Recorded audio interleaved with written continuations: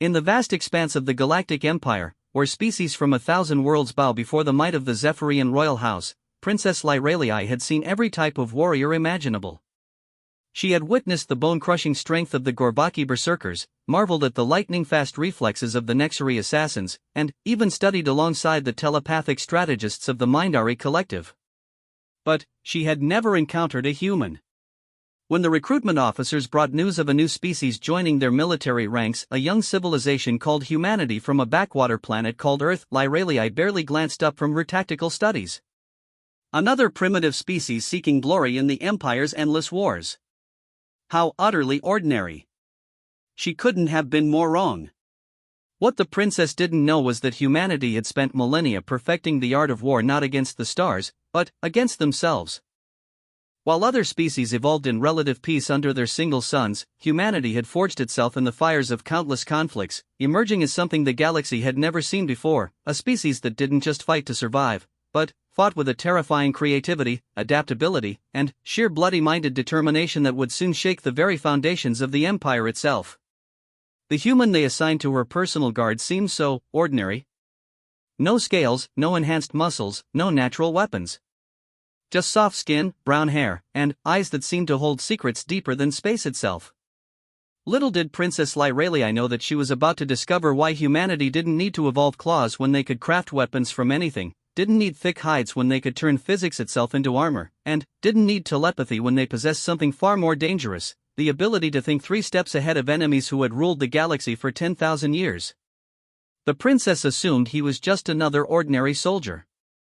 She was about to learn what it truly meant when humanity revealed its apex nature. Princess Lyralii Kethvora stood before the massive viewing port of the Imperial Palace, watching as transport ships descended through the purple atmosphere of HFY Prime. Each vessel carried new recruits from across the galaxy, warriors and soldiers from dozens of species, all eager to serve in the Empire's military forces. The sight had once filled her with excitement, but now it seemed routine. Another day, another batch of hopefuls seeking glory in service to the crown. The palace itself was a testament to the Empire's might, stretching across 3 mountain peaks and reaching into the clouds above. Its crystalline spires caught the light of Zephyros's twin suns, casting rainbow patterns across the throne room where her father, Emperor Thaindok, held court. But, today, Lyralii found herself in the military wing, observing the newest additions to their forces. "Your Highness," came a voice behind her. She turned to see Commander Vextar, a seasoned Gorbaki officer whose scarred hide told the story of countless battles. His 4 arms crossed respectfully as he bowed. "The new assignments have been processed. Your personal guard detail requires 1 additional member, as requested." Lyralii nodded. Her current guard consisted of elite warriors from various species, Thalmoran with their natural armor plating, Nexari with reflexes faster than thought, and Kethnuri whose strength could bend steel. But recent intelligence suggested new threats emerging from the Outer Rim territories, and her father insisted on expanding her protection. "Show me the candidates," she said, moving to the holographic display that materialized between them. Vextar gestured with one of his lower arms, and images began cycling through the air. "We have a Gorbaki champion from the fighting pits of Mordak, a Thalmoran shieldbearer who has never been defeated in single combat, and a Mindari strategic specialist with precognitive abilities." Each warrior looked impressive in their own way. The Gorbaki was massive even by his species standards, his hide scarred from gladiatorial combat. The Thalmoran's natural armor gleamed like polished obsidian, and the Mindari's large, luminous eyes suggested deep telepathic power. "And the 4th candidate?" Lyralii asked, noting the counter showed 4 options. Vextar's expression shifted slightly, a look she had learned to recognize as mild confusion mixed with reluctance. "A human, Your Highness. From the recently contacted world of Earth." The image that appeared made Lyralii pause. Where the other candidates looked like the apex predators they were, this human seemed almost fragile. He stood perhaps 6 feet in height, with brown hair and calm brown eyes. His skin was unmarked by scars or battle wounds, his build neither massive nor particularly intimidating. He wore the standard military uniform with precision, but there was something unsettling about his stillness. "This is a mistake," Lyralii said, studying the human's file. "Marcus Webb, age 27, formerly of the Earth Military Designation Marines. No enhanced abilities listed, no special combat modifications, no notable physical advantages. She looked up at Vextar. Why is he even being considered for elite guard duty? The Gorvaki commander shifted uncomfortably. The human recruitment officer insisted he be included in the selection process. Apparently, he scored highest on their military assessment tests, though I cannot understand how. His species appears to lack any significant evolutionary advantages. Lyralii scrolled through the human's record again. Born on Earth, enlisted in something called the United States Marine Corps at 18, served in various conflicts she had never heard of. The psychological evaluation was interesting, high marks for adaptability, strategic thinking, and something called leadership under pressure. But nothing that would explain why he was being put forward for one of the most elite positions in the Imperial military. Have you observed him in training? She asked. Briefly, Your Highness. He is competent enough, though not particularly impressive compared to our other recruits. He seems to prefer ranged weapons to close combat, and spends an unusual amount of time studying our tactical manuals rather than focusing on physical conditioning. That was odd. Most species focused on maximizing their natural advantages. Gorvaki built their already impressive strength, Nexari honed their speed, Thalmoran perfected their defensive techniques. But this human seemed more interested in learning than training. What do our intelligence reports say about his species? Lyralii asked. Vextar accessed another display. Humanity is a relatively young species, having achieved interstellar travel only recently. They evolved on a single world with no major predators, no environmental pressures that would drive significant evolutionary adaptation. Physically, they are among the weakest species we have encountered. Their homeworld is classified as a Class C environment, suggesting a peaceful development. Then, why, Lyralii said slowly, does something about this human make me uneasy? She could not put her finger on it. There was something in those calm brown eyes, a depth that seemed inconsistent with the file's description of a weak, recently spacefaring species. The way he stood in the photograph suggested coiled readiness, like a blade at rest but prepared to strike. Perhaps it would be educational to meet with each candidate personally, Vextar suggested. You could assess their suitability yourself. Lyralii nodded. Arrange the meetings for tomorrow. Individual sessions, 1 hour each. I want to understand what makes each of them suitable for protecting the Imperial heir. As Vextar bowed and departed, Lyralii found herself looking back at the human's image. Marcus Webb stared back at her from the hologram, those unsettling eyes seeming to look directly through her.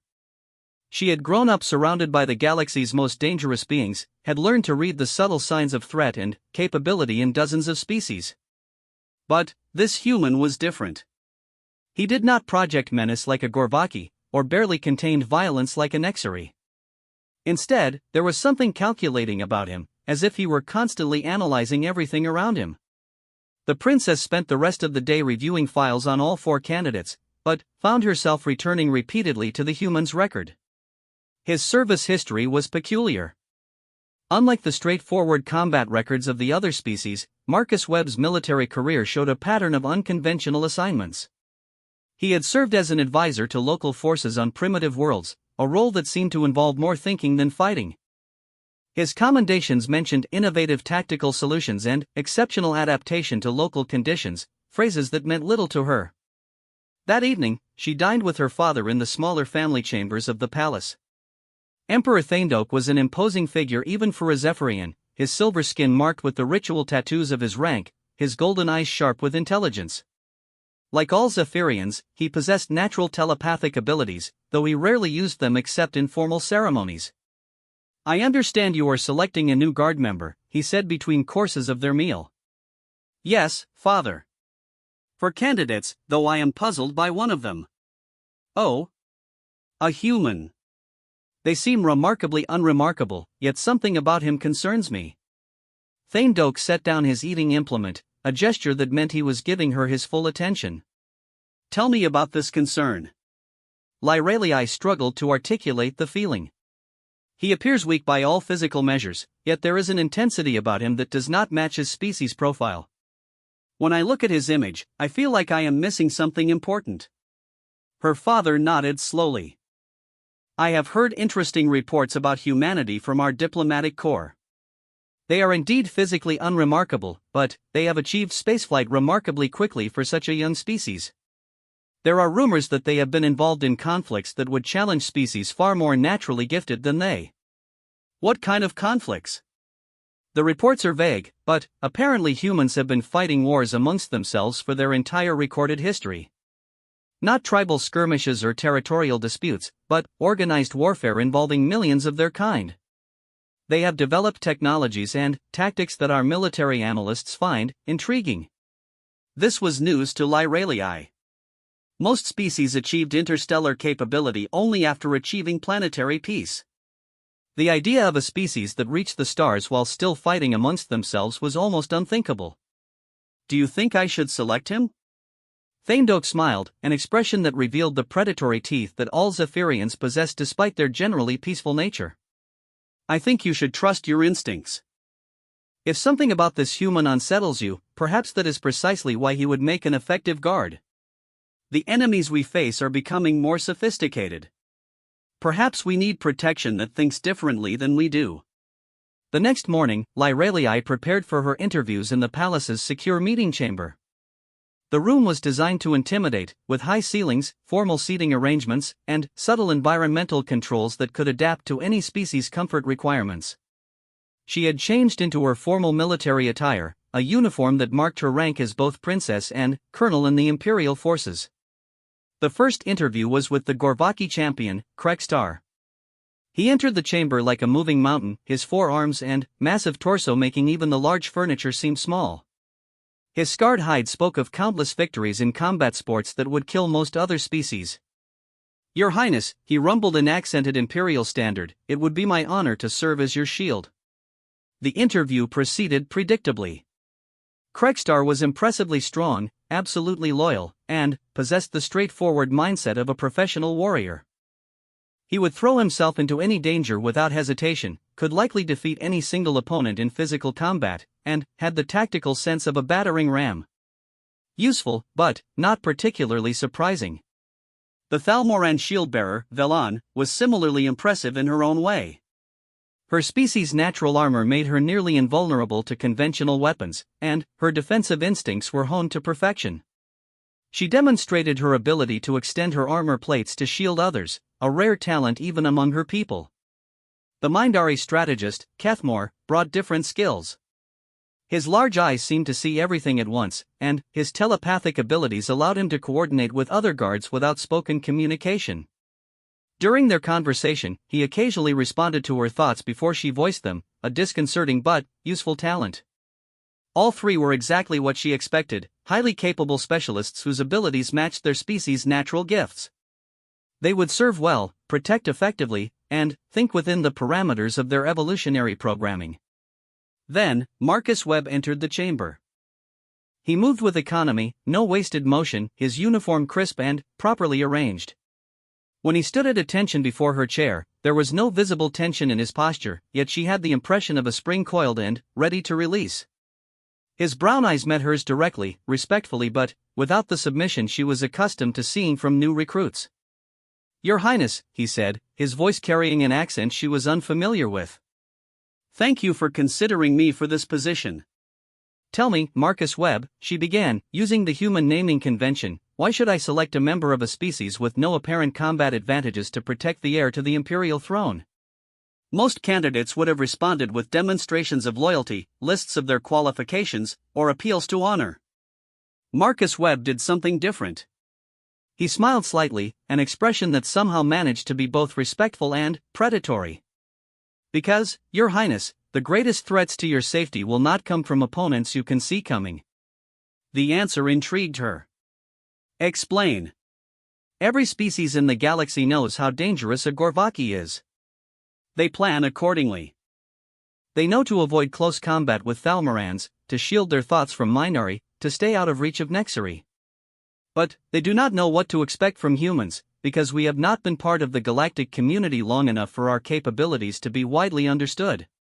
And what capabilities are those? Marcus Webb's smile became more pronounced. We adapt, Your Highness. It is what we do best. While other species evolved to be very good at one thing, humans learned to be adequate at everything, and then use tools, tactics, and strategy to become excellent at whatever the situation required. The answer was unlike anything she had heard from the other candidates, but she was not convinced. Adaptation is a useful trait, but this position requires proven compatibility. May I ask you a question, Your Highness? The request was so unexpected that she nodded before considering whether it was appropriate. In all the security briefings you have read, how many assassination attempts succeeded because the attacker was stronger than the target's guards? Lyralii considered this. Very few. Most successful assassinations involve deception, poison, explosives, or other indirect methods. Exactly. The greatest threat to your safety is not a warrior who will challenge your guards to honorable combat. It is someone who will find a way around your guards entirely. And humans have spent thousands of years learning to fight opponents who are bigger, stronger, faster, and better armed than we are. How? By being more creative, more adaptable, and more willing to use unconventional methods. We do not fight fair, Your Highness, because fair fights are for people who can afford to lose. There was something chilling about the way he said it, a matter-of-fact acknowledgement of a fundamental difference in thinking. Lyralii found herself leaning forward. Give me an example. Marcus Webb glanced around the chamber, taking in the layout, the exits, the positions of guards she knew were hidden behind concealed panels. His analysis was quick but thorough. Right now, there are at least 3 guards in this room that I can identify, possibly more. Standard positioning would suggest additional security in the adjacent chambers and monitoring from remote locations. If I were planning to harm you, attacking directly would be suicide. Then, how would you do it? His smile turned apologetic. Forgive me, Your Highness, but I would prefer not to provide a detailed analysis of the vulnerabilities in your current security arrangements. However, I can say that I have identified at least 7 ways to circumvent your current protections, 3 of which would not require any weapons or violence at all. The casual confidence with which he made this statement sent a chill through her. This human had been in the room for less than 10 minutes, yet claimed to have identified multiple attack vectors that her security experts had presumably missed. You are suggesting that my current guards are incompetent? Not at all, Your Highness. They are highly skilled at what they were designed to do. But they think like their species evolved to think. They look for the threats their instincts tell them to watch for. Humans look for the threats that should not exist but do anyway. The interview continued for the full hour, but Lyralii found herself asking questions that had nothing to do with standard guard qualifications. She wanted to understand how this unremarkable-looking human could project such quiet confidence, how he could make statements about security vulnerabilities that she suspected were accurate despite sounding like boasts. When Marcus Webb left the chamber, she found herself staring at the door for several minutes, trying to process what she had just experienced. On paper, he was the least qualified candidate. In person, he was the one who had made her feel most secure. That evening, she made her decision. The announcement of Marcus Webb's selection sent ripples of confusion through the Imperial Guard. Within hours of Commander Vextar posting the assignment orders, Lyralii found herself fielding questions from senior officers who could not understand why she had chosen the physically weakest candidate over 3 obviously superior warriors. Your Highness, said Captain Zoreth, her chief security coordinator, I must respectfully request that you reconsider this decision. The human has no combat enhancement, no natural weapons, no special abilities that would make him suitable for elite guard duty. Lyralii stood in her private study, surrounded by holographic displays showing security protocols, threat assessments, and personnel files. Through the large windows, she could see the training grounds where her new guard member was already at work, observing the other guards' routines with that same unsettling intensity she had noticed during his interview. Captain, how long have you been responsible for my security? She asked. 12 years, Your Highness. And, in that time, how many direct physical assaults have I faced? Zoreth paused, considering. 3, Your Highness. 2 during diplomatic missions to hostile territories, 1 during the uprising on Vector Prime. And, how were those threats neutralized? Standard protocols, Your Highness. Overwhelming force, tactical superiority, coordinated response. Now tell me about the indirect threats. poisoning attempts, sabotage, infiltration, political manipulation. Zoratha's expression grew uncomfortable. 17 confirmed attempts, Your Highness. Several more that remain suspected but unproven. And how successful have our standard protocols been against those threats? The captain's silence was answer enough. While her guards had successfully repelled every direct attack, the indirect threats had come disturbingly close to success on multiple occasions. 3 years ago, she had only survived a poisoning attempt because of a chance conversation with a kitchen servant who mentioned unusual orders for her favorite tea. Last year, an infiltrator had posed as a maintenance worker for 6 months before being discovered purely by accident. I want you to observe the human carefully over the next week, Lyralii said. Study his methods, his approach to security analysis. Then, tell me if you still think I made the wrong choice. Marcus Webb's integration into her guard detail was unlike anything the Imperial forces had seen before. While the other guards focused on physical training, weapons practice, and tactical drills, the human spent his time doing things that seemed completely unrelated to protection duty. On his first day, he requested access to the palace's maintenance schedules, staff rotation lists, and supply delivery logs. When questioned, he explained that he needed to understand the normal patterns of activity in order to identify abnormal ones. This made sense in theory, but no guard had ever made such a request before. On his second day, he began what he called social mapping, learning the names, backgrounds, and behavioral patterns of everyone who regularly interacted with the princess. Kitchen staff, cleaning crews, administrative assistants, diplomatic couriers, even the technicians who maintained the building's environmental systems. Other guards saw these people as background, barely worth noticing. Marcus Webb saw them as potential threats or assets that needed to be evaluated and understood. Why do you need to know about the third-shift janitor's gambling debts? Asked Sergeant Kalemore, an Exery whose speed made him nearly impossible to surprise.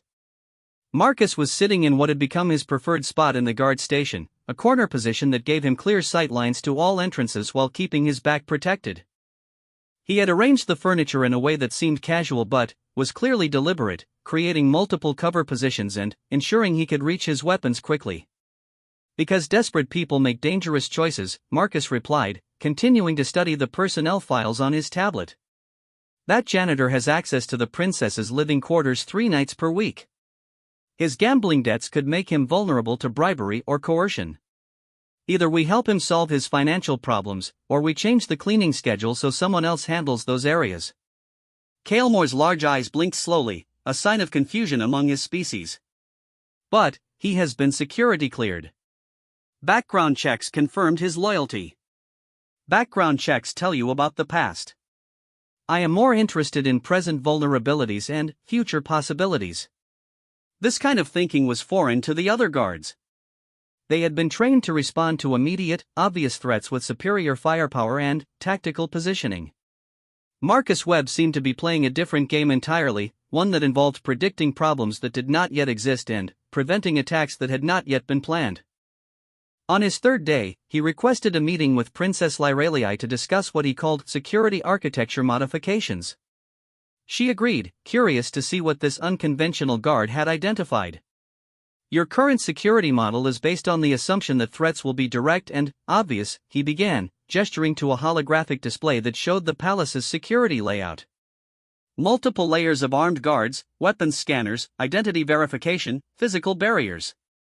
This is excellent for stopping armies, assassins, or anyone planning a conventional attack. But inadequate for stopping unconventional attacks, Lyralii guessed. Exactly. May I demonstrate? She nodded, and Marcus gestured to her personal communicator, a device that kept her connected to the palace's information systems. Yesterday, you received 17 routine messages through official channels. Staff updates, diplomatic correspondence, scheduling confirmations. How many of those did you verify independently? None. They come through secure channels and are processed by my communications staff. And how difficult would it be for someone to compromise one of your communications staff members? The question made her pause. We conduct regular loyalty assessments. But you cannot assess what people do not know about themselves. What if one of your communications staff is being manipulated through methods they are not aware of? Blackmail using information they do not know has been gathered, threats against family members they do not know are being monitored, or even psychological manipulation through seemingly innocent social contacts? Marcus called up another display.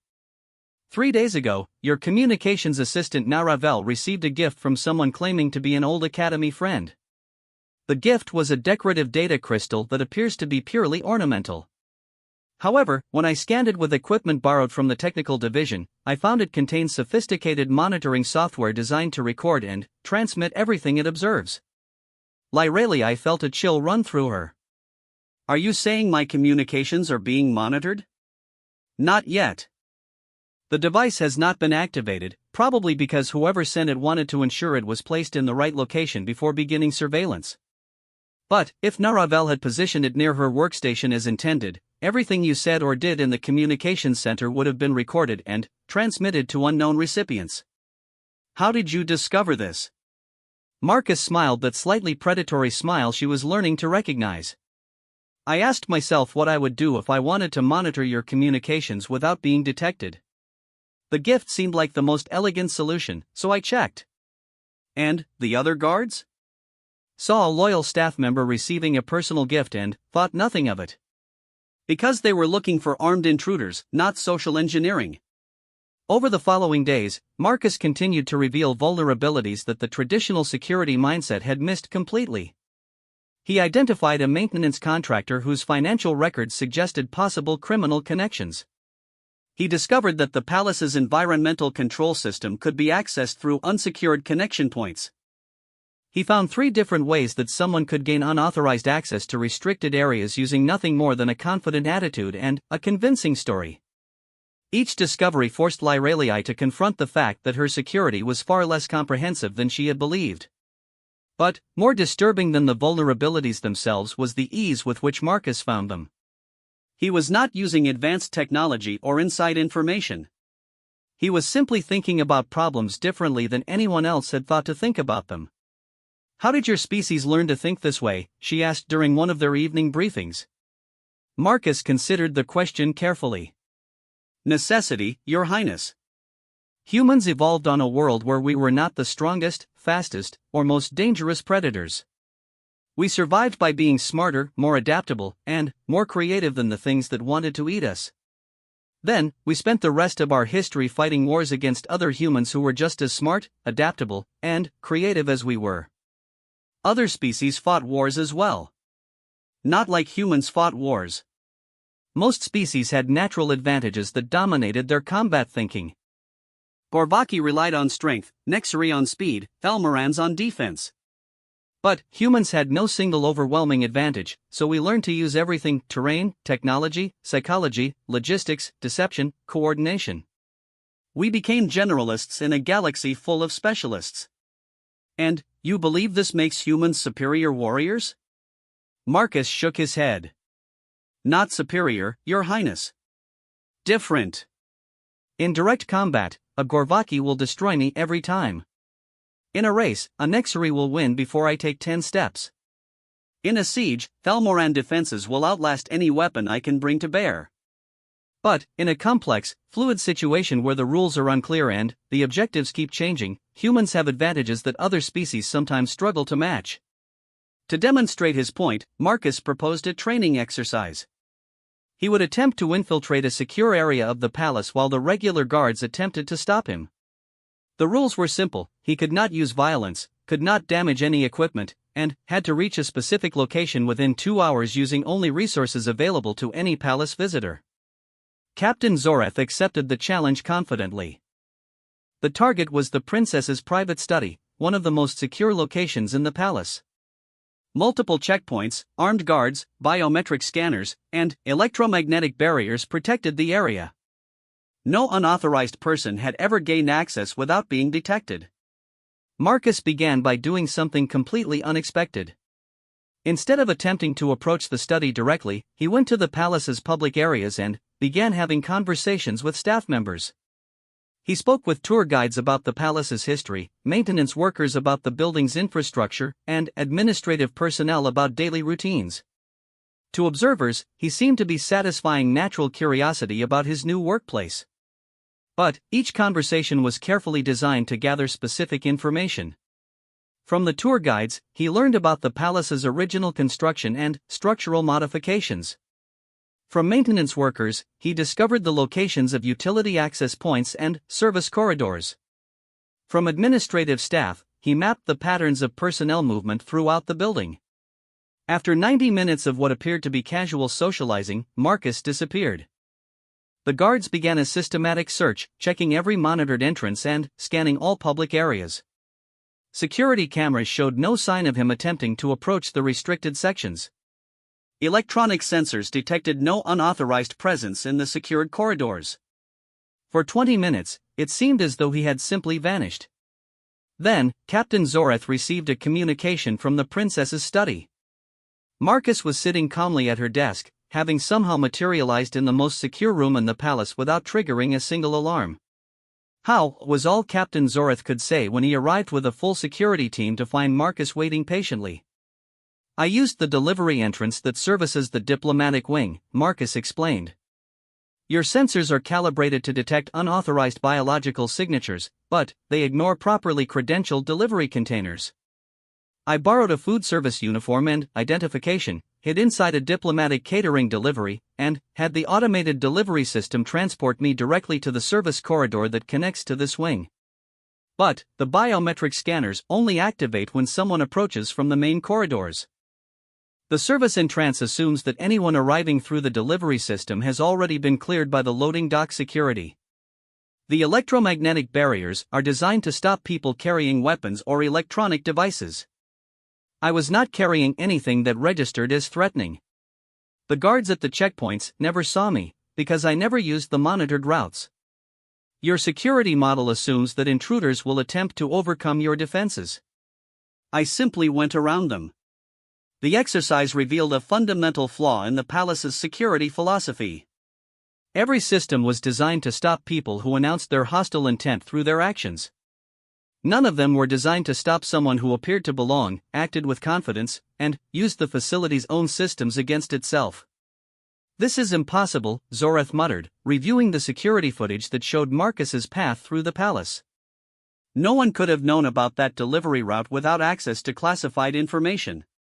I learned about it by asking the right questions and paying attention to the answers, Marcus said.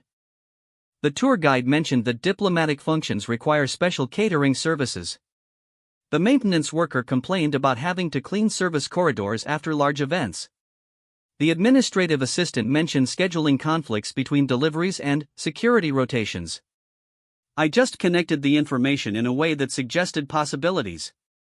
That evening, Lyralii found herself reconsidering everything she thought she knew about security, warfare, and the nature of strength itself. Her human guard had demonstrated capabilities that seemed almost like magic, yet he insisted they were simply the result of thinking differently about familiar problems. How many other ways could someone infiltrate the palace, she asked. Marcus smiled apologetically. I have identified 14 additional methods that would probably work, and several more that might work under specific circumstances.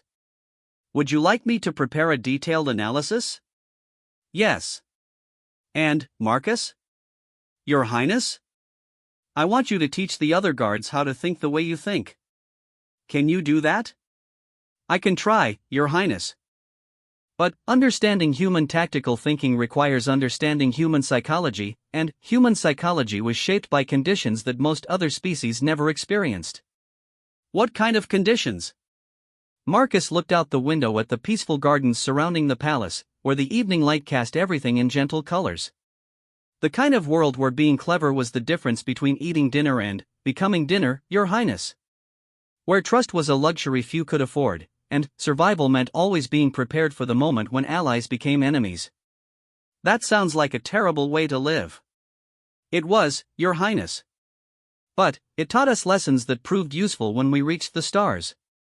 3 weeks after Marcus Webb joined her guard detail, Princess Lyralii received an invitation that would test everything she had learned about human tactical thinking. The Consortium of Outer Rim Systems was hosting a diplomatic summit on the neutral world of Nexus Station, and her presence was requested as the Empire's representative for military cooperation discussions. Nexus Station was a marvel of engineering, a massive orbital platform serving as a neutral meeting ground for species across the galaxy. Built into a hollowed-out asteroid, it provided facilities for hundreds of different atmospheric and environmental requirements, making it possible for any species to attend diplomatic functions in comfort.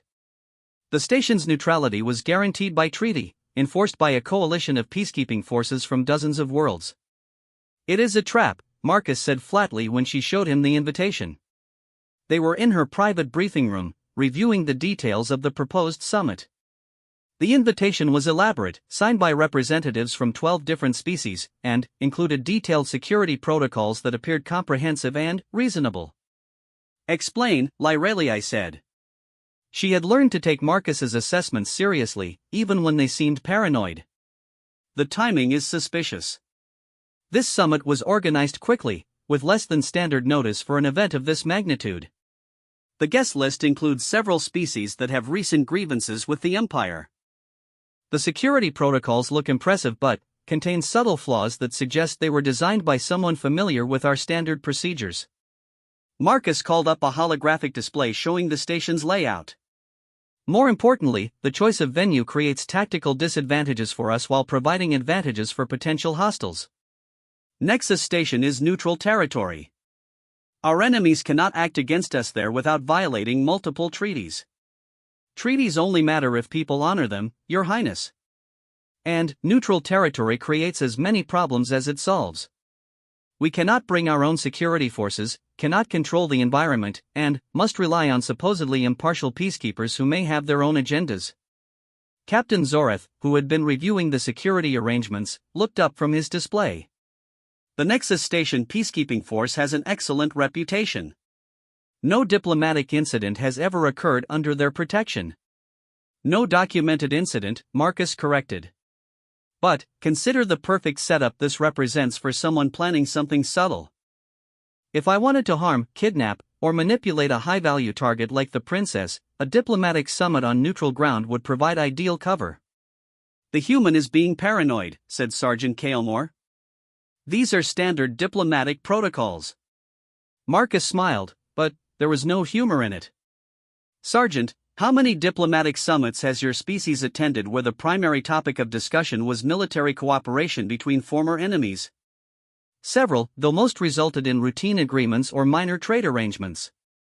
"And how many of those summits were attended by the direct heir to an imperial throne whose empire controls strategic resources that multiple species desperately need?" Kaelmore paused, considering the implications. "This would be the first." "Exactly. This is not a routine diplomatic event.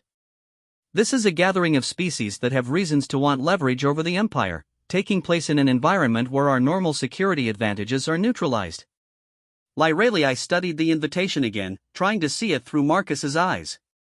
The human's paranoid analysis was beginning to make uncomfortable sense. "But if I refuse to attend, it will be seen as weakness or disrespect." "The political consequences could be significant." "Which is why this setup is so elegant," Marcus said. "Your enemies force you to choose between political damage and personal risk." Classic strategic manipulation. "So what do you recommend?" "We attend, but we control the game instead of letting others control it. We identify the threats in advance, neutralize them before they can act, and demonstrate that the Empire is not as vulnerable as our enemies might hope." Over the next few days, Marcus began preparing for the summit in ways that confused and impressed the other guards in equal measure.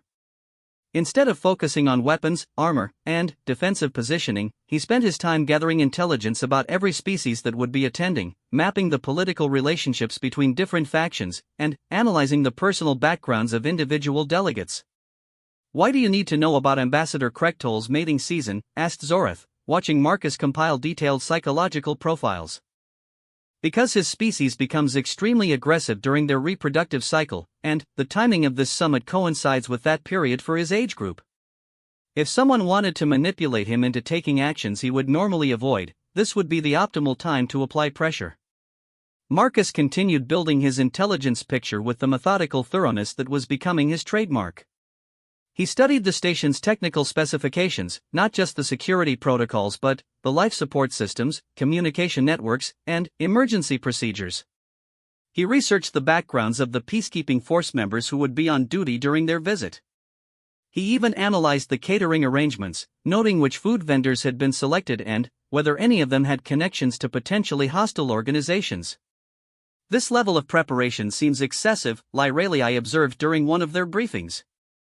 Your Highness, in human military doctrine, there is a saying, proper preparation prevents poor performance.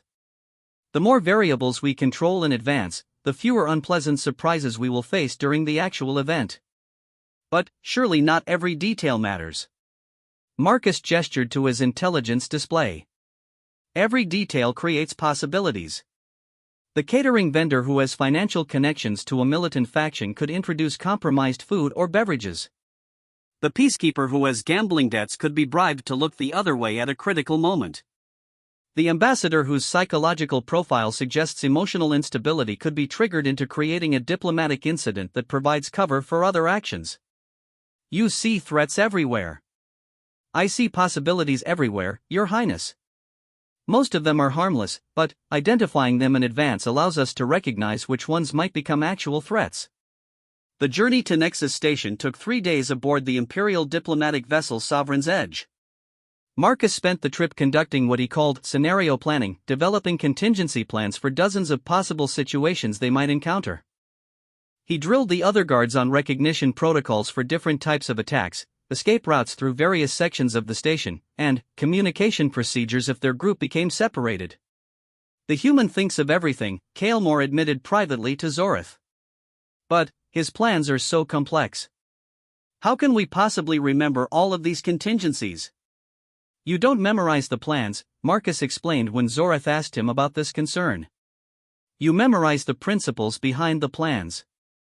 Flexibility is more important than precision. If something unexpected happens, you adapt the principles to the new situation rather than trying to follow a script. When they arrived at Nexus Station, Marcus's preparation immediately proved its value. While the other guards focused on the obvious security checkpoints and weapon scanners, Marcus was watching everything else. He noted which peacekeepers seemed nervous, which staff members were paying too much attention to their arrival, and which areas of the station seemed to have unusually heavy or light activity. There, he said quietly, gesturing toward a maintenance worker who was cleaning the same section of corridor for the 3rd time since their arrival. And, there, indicating a food service worker whose path seemed designed to bring him into proximity with their group repeatedly. And, definitely there, pointing out a peacekeeper whose positioning gave him clear sight lines to their location but poor coverage of his assigned sector. You suspect all of them? Lyralii asked. I suspect the pattern, Your Highness. One person acting oddly is probably meaningless. 3 or more people acting oddly in coordinated ways suggests preparation. Their accommodations were in the diplomatic quarter of the station, a luxurious section designed to house high-ranking officials from various species. The rooms were spacious and well-appointed, with environmental controls that could adapt to different atmospheric requirements and communication systems that provided secure contact with the delegates' homeworlds. Marcus spent the first hour systematically inspecting their quarters, using equipment he had brought from the ship to scan for surveillance devices, chemical traces, and structural anomalies. His thoroughness would have seemed obsessive if not for the fact that he found problems. The air recycling system in your suite has been modified, he reported to Lyralii. Someone has installed additional filtration components that are not part of the standard configuration. What do they do? Unknown, but they could be designed to introduce airborne substances into your environment. Drugs, toxins, or even sophisticated pheromone compounds that might influence your behavior during negotiations. Captain Zorith examined the modifications using his own equipment. These are extremely subtle. Our standard security sweeps would not have detected them. Because our standard security sweeps look for obvious threats, Marcus replied. This level of modification requires someone with detailed knowledge of the station's systems and access to specialized equipment. We are not dealing with amateurs. The discovery forced them to relocate to backup quarters, a process that revealed additional problems. The alternate accommodations had been prepared in advance, suggesting that their reaction to the surveillance equipment had been anticipated. The new rooms were clean of obvious modifications, but Marcus found evidence that they had been thoroughly mapped and studied. Someone spent considerable time and effort learning the layout of these spaces, he reported. Sightlines have been calculated, ventilation patterns analyzed, access points identified. Whatever is planned for this summit, it involves detailed preparation specifically targeting you. That evening, the summit's opening reception provided the first test of Marcus's threat assessment. The event was held in the station's grand ballroom, a massive space that could accommodate hundreds of delegates in various atmospheric zones. The room was a marvel of engineering, with environmental barriers that allowed species with different atmospheric requirements to mingle safely. Lyralii entered the reception in her formal diplomatic attire, accompanied by her guard detail. To observers, they seemed to be following standard protective protocols. Guards positioned at discrete intervals, maintaining visual contact with their principal while avoiding interference with diplomatic interactions. But Marcus had positioned them according to a different logic entirely. Remember, he had briefed them beforehand, we are not just watching for direct threats to the princess. We are watching for signs that other people are watching her, for communications between individuals who should not know each other, for movements that suggest coordination rather than chance. The reception proceeded smoothly for the first hour. Lyralii met with various ambassadors and representatives, engaging in the careful diplomatic language that laid groundwork for formal negotiations. The conversations were routine, the interactions predictable, the atmosphere cordial. Then, Marcus noticed the first anomaly. Your Highness, he said quietly during a pause between conversations, Ambassador Theknor has been watching you consistently, but not in the way someone watches a conversation partner. He is tracking your movements, noting who you speak with and for how long. Lyralii glanced discreetly toward the Vectoron ambassador, a reptilian being whose species had territorial disputes with several imperial worlds. Perhaps he is simply interested in the proceedings.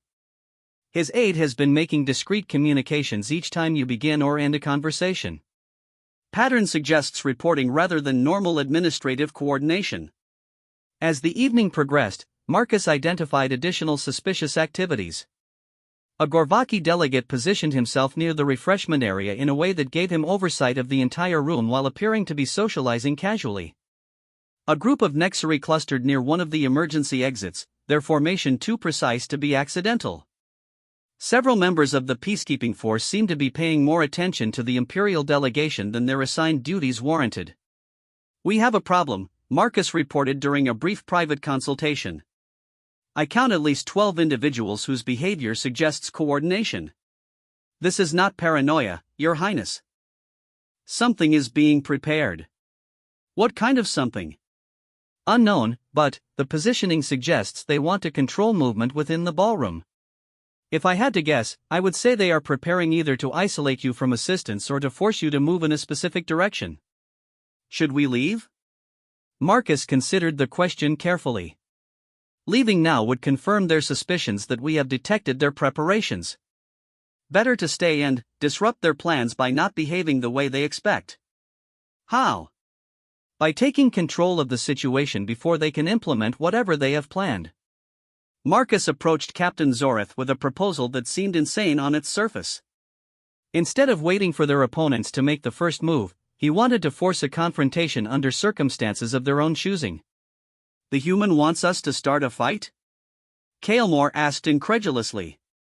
Not a fight, Marcus corrected. A crisis that requires immediate response and disrupts whatever timeline they are operating under. The plan he outlined was audacious in its simplicity.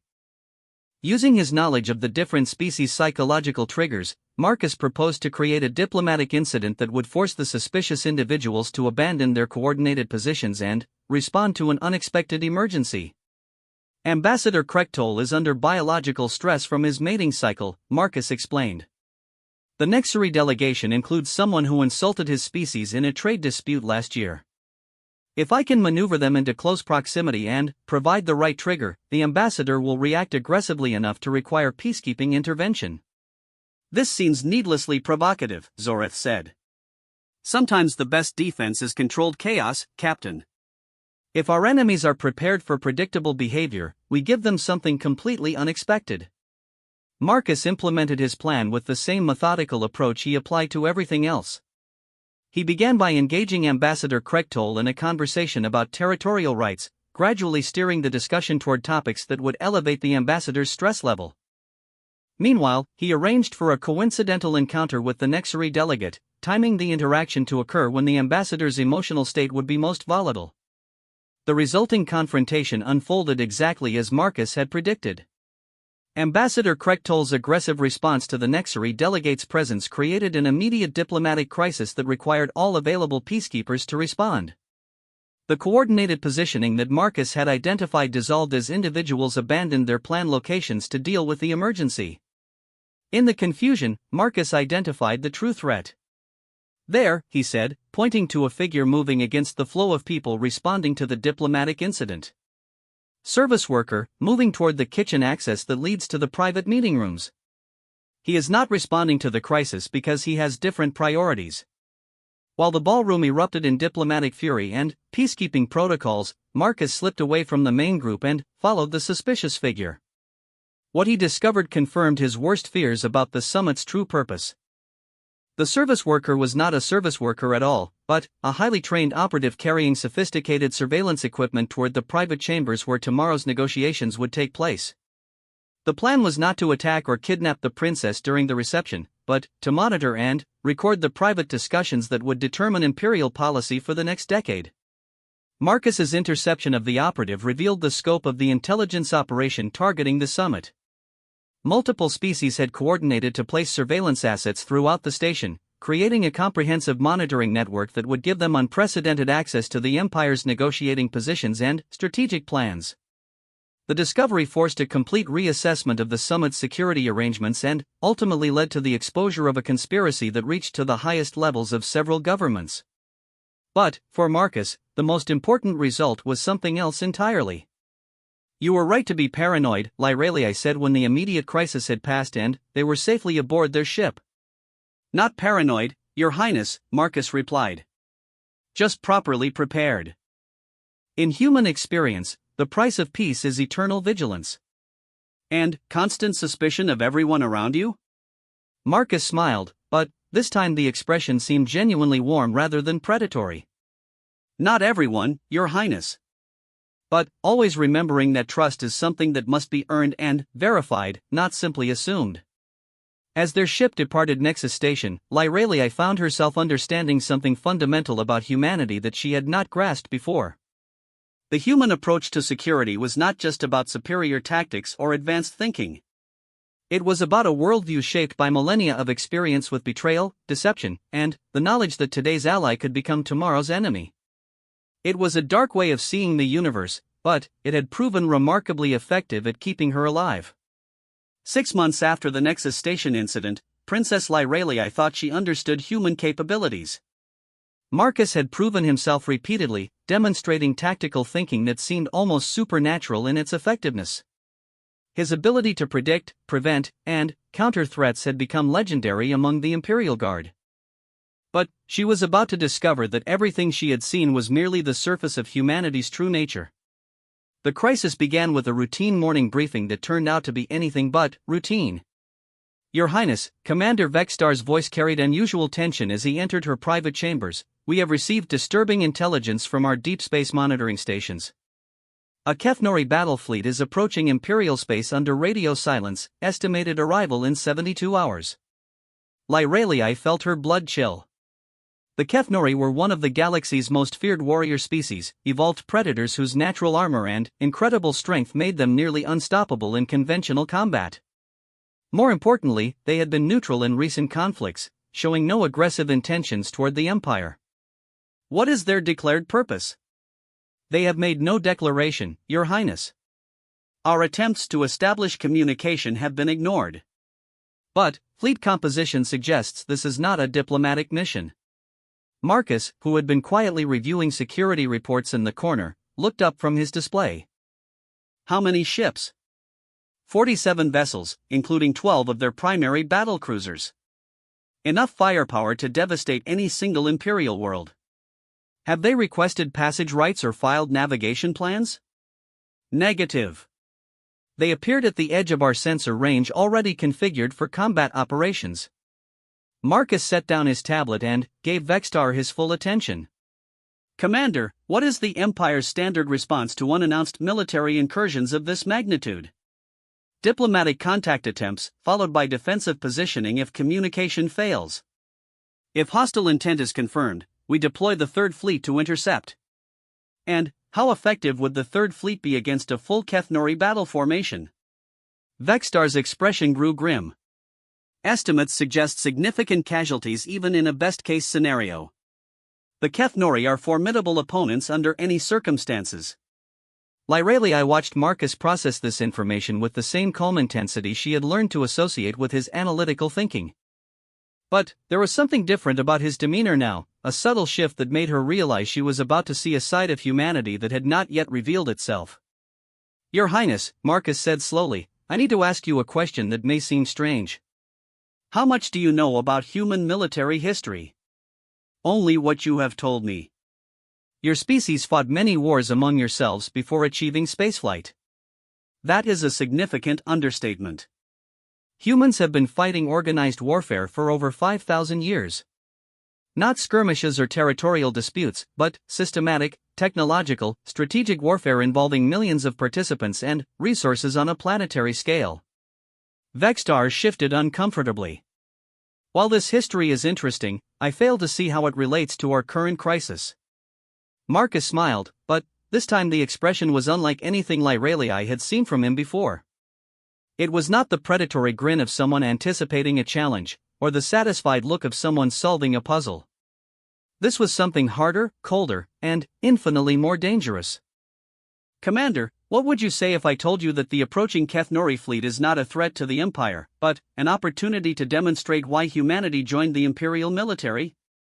"I would say you are being irrational. No single human could affect the outcome of a fleet engagement." "You are absolutely right. No single human could."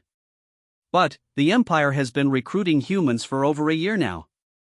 "Do you know how many of my people are currently serving in Imperial forces?" Neither Vexstar nor Lyralii had considered this question. Humans were still a novelty in the Imperial military, individual specialists assigned to special duties. They had not thought about the cumulative numbers. "Approximately 12,000, Marcus answered his own question. Distributed across 43 different ships and installations, most of them in positions that seemed appropriate for a species with no particular combat advantages. Communications specialists, logistics coordinators, technical advisors, intelligence analysts." Again, I fail to see the relevance.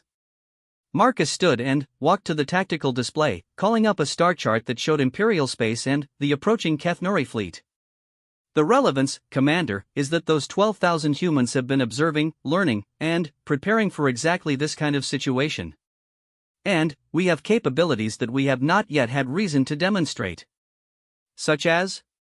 Do you recall what I told Your Highness about human military doctrine?" "We are generalists who use tools, tactics, and strategy to become excellent at whatever the situation requires. What I did not mention is that our tools and tactics have been refined through millennia of warfare against opponents who were just as intelligent and creative as we were." Marcus gestured to the fleet display. "The Kethnori are approaching with standard battle formations, using conventional tactics that have served them well for centuries. They expect to face Imperial forces that will respond according to established military doctrine. They have no conception of what they are actually about to encounter." Over the next several hours, Lyralii witnessed something that fundamentally changed her understanding of humanity's place in the galaxy. Messages began arriving from human personnel throughout the Imperial fleet, and the pattern they revealed was staggering in its implications. The humans had not been passively serving in their assigned roles. They had been systematically analyzing every aspect of Imperial military operations, identifying weaknesses, inefficiencies, and missed opportunities. More importantly, they had been quietly networking among themselves, creating an informal coordination system that spanned the entire Imperial fleet. "We call it situational awareness networking," Marcus explained as reports continued to arrive. "Every human in Imperial service has been gathering intelligence about their assigned vessels, personnel, and operational capabilities. Not for any hostile purpose, but because situational awareness is fundamental to human survival instincts." "This sounds like espionage," Vexstar said suspiciously. not espionage. Preparation. We have been preparing for the moment when our capabilities would be needed to defend the empire that accepted us. The scope of human preparation became apparent as Marcus began coordinating with his scattered colleagues. They had mapped the technical capabilities of every Imperial vessel, analyzed the tactical preferences of every commander, and developed comprehensive assessments of fleet strengths and weaknesses. They had studied the combat doctrines of potential enemies, including detailed analyses of Kethnori battle tactics. But, more impressive than their intelligence gathering was their coordination. Within 6 hours of the crisis beginning, the humans had established a secure communication network that connected every Imperial vessel in range. They began sharing information, coordinating efforts, and implementing tactical modifications that the regular command structure could never have achieved in such a short time frame. How is this possible? Lyralii asked, watching the display that showed human-coordinated modifications being implemented across dozens of ships simultaneously. Because we think differently about information sharing, Marcus replied. Most military hierarchies are designed to ensure proper command authority and prevent unauthorized actions. Human military doctrine emphasizes distributed decision-making and rapid adaptation to changing circumstances.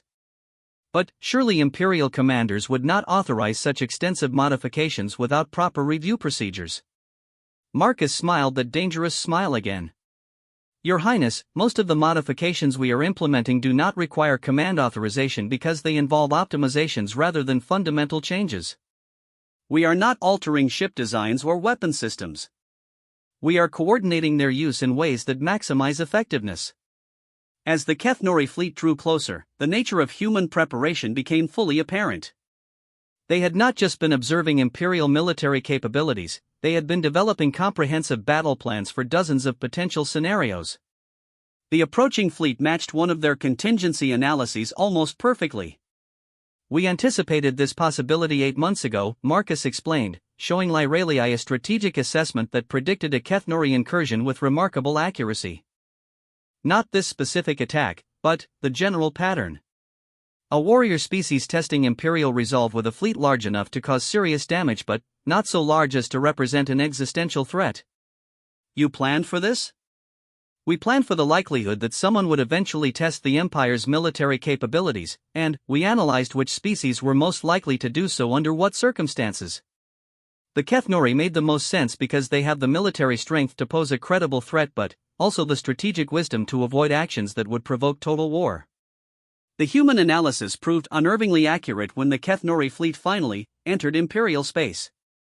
They adopted an aggressive but not immediately hostile posture, advancing toward Imperial worlds while maintaining formations that suggested readiness for combat without actually opening fire. It was a classic test of resolve, designed to gauge Imperial military capabilities and political will. The Imperial Third Fleet moved to intercept according to standard protocols, preparing for a conventional engagement that would have resulted in massive casualties for both sides. But, instead of proceeding with established tactics, something unprecedented happened. Under human coordination, the Imperial fleet began implementing battle strategies that had never been seen in galactic warfare. Instead of meeting the Kethnori head-on in a traditional fleet engagement, they began a series of coordinated maneuvers that seemed chaotic but were actually precisely calculated to disrupt enemy formations while minimizing Imperial losses. What are they doing? Vextar asked, watching the tactical display with confusion. Something the Kethnori have never encountered before, Marcus replied. Combined arms coordination on a scale that most species cannot achieve. The human coordinated strategy unfolded with devastating effectiveness.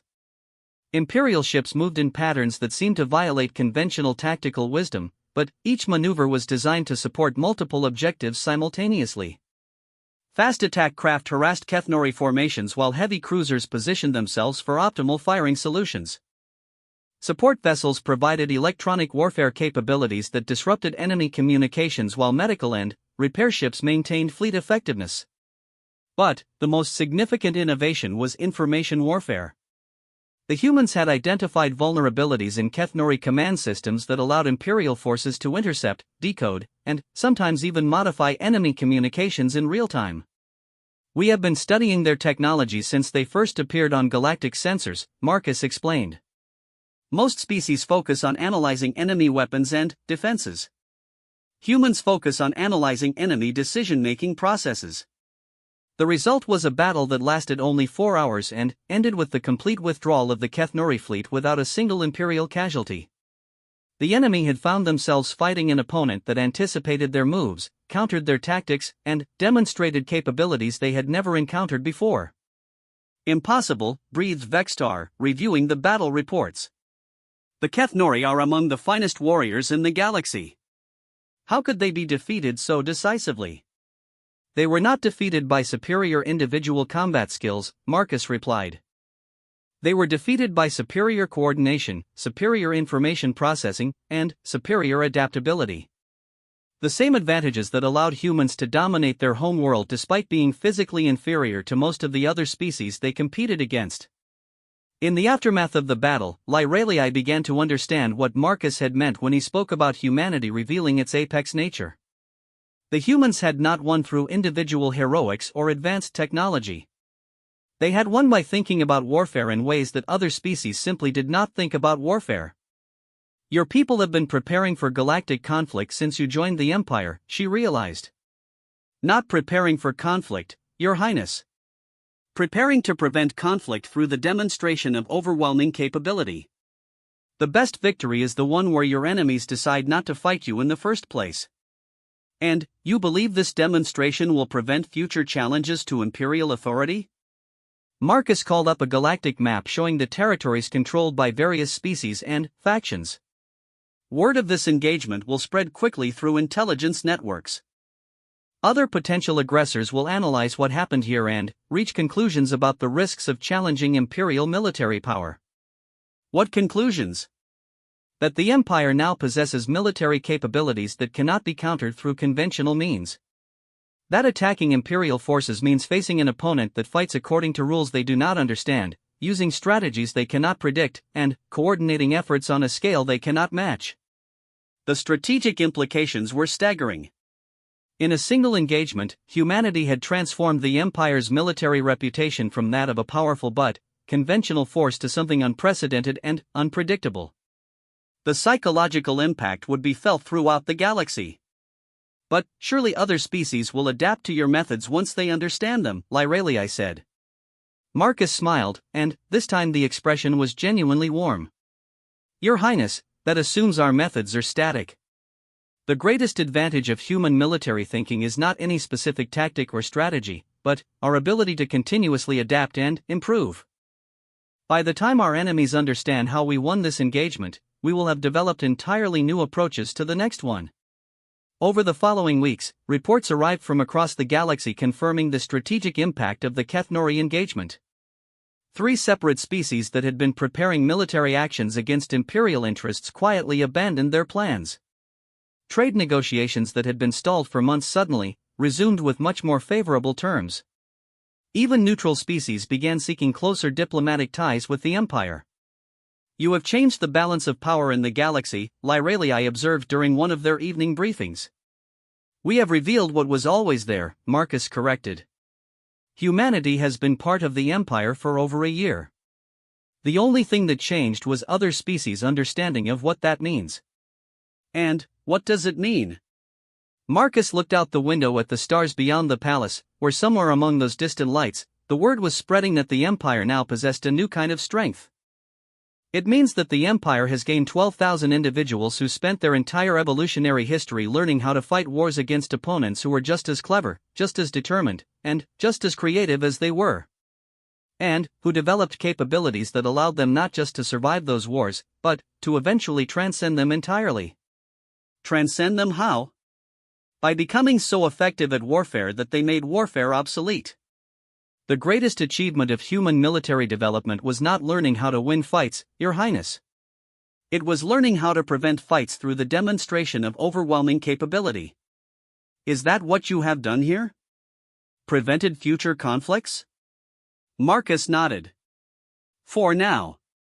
Until someone develops countermeasures to human tactical thinking, the cost of challenging Imperial authority has become prohibitively high. And, when someone does develop countermeasures? Then, we will adapt and develop new approaches. That is what humans do, Your Highness. We adapt. As Lyralii contemplated the implications of everything she had witnessed, she realized that her initial assessment of Marcus as an ordinary human had been not just wrong, but fundamentally misguided. She had assumed that because he lacked obvious physical advantages, he represented a weak addition to her guard. In reality, he represented something far more significant, the advanced scout of a species that had perfected the art of war through necessity and, then, transcended it through wisdom. The princess had assumed he was ordinary military. Instead, she had discovered that humanity itself was the Empire's apex nature revealed. 1 year after the Kethnori incident, Princess Lyralii stood before the assembled representatives of the Galactic Council, preparing to deliver a speech that would formally acknowledge humanity's role in reshaping the balance of power across known space. The Great Assembly Hall of the Council Station was filled with delegates from over 200 species, each one representing civilizations that had once viewed the Empire as merely another powerful faction in the complex web of galactic politics. Now they looked upon the Empire with something approaching awe. The change had not happened overnight. In the months following the decisive defeat of the Kethnori fleet, a series of incidents had demonstrated that the initial victory was not an anomaly but, rather, the first glimpse of a fundamental shift in how wars would be fought in the galaxy. Each new challenge to imperial authority had been met with human-coordinated responses that seemed almost supernatural in their effectiveness. Marcus stood at his customary position near the speaking platform, no longer appearing out of place among the elite guards who protected the imperial delegation. The other guards had learned to defer to his tactical assessments, and even species that had initially dismissed human capabilities now sought his advice on security matters. But the most significant change was not in how others viewed humans, but in how humans viewed themselves within the galactic community.